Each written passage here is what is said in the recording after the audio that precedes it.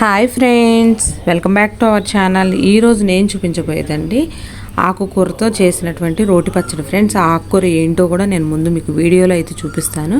ఈ ఆకుకూర అయితే మనకి హెల్త్కి అన్ని విధాలుగా మంచిదండి. మన బాడీలో ఉన్నట్టు అన్ని పార్ట్స్కి, inner and outer body parts అన్నిటికీ కూడా చాలా అంటే చాలా మంచిదండి. టేస్ట్ కూడా నిజంగా అంత బాగుంటుందండి.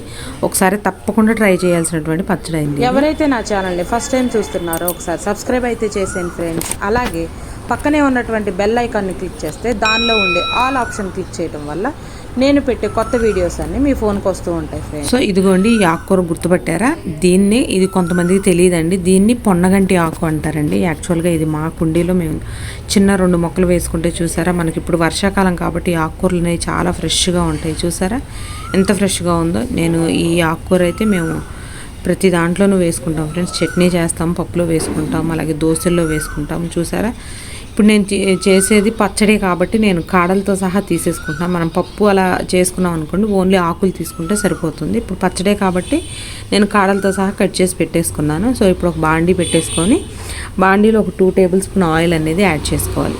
2 టేబుల్ స్పూన్ ఆయిల్ అనేది యాడ్ చేసుకొని, ఆయిల్ హీట్ అయిన తర్వాత ముందుగా మనం కట్ చేసి పెట్టుకున్నటువంటి ఈ పొన్నగంట ఆకును మొత్తం అంతా కూడా ఒకసారి మగ్గపెట్టేసుకోవాలండి. ఫస్ట్ చూసారా, ఈ విధంగా మొత్తం అంతా వేసేసుకొని మూత పెట్టుకొని మనకి మగ్గ పెట్టుకుంటే వితిన్ ఒక 5 to 6 మినిట్స్లో మనకి ఆకుకూర అనేది మగ్గిపోతుంది అనమాట.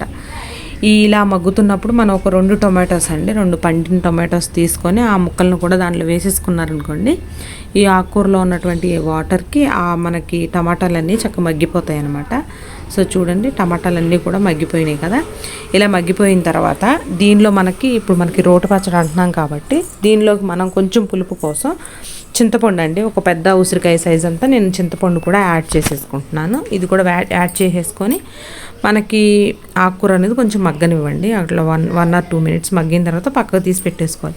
మనకి ఈ ఆకుకూర అనేది చాలా మంచిది ఫ్రెండ్స్. మిగిలిన ఆకుకూరలతో పోలిస్తే దీనిలో ఏ విటమిన్ ఉంటుంది, సి విటమిన్ ఉంటుంది, B6 ఉంటుంది.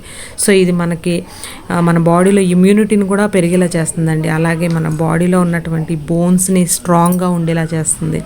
హెయిర్ ప్రాబ్లమ్స్ ఉన్నా కూడా వీక్లీ వన్స్ తీసుకుంటే మీకు రిజల్ట్ అనేది కనిపిస్తుంది అన్నమాట. చాలా బాగుంటుంది టేస్ట్ కూడా.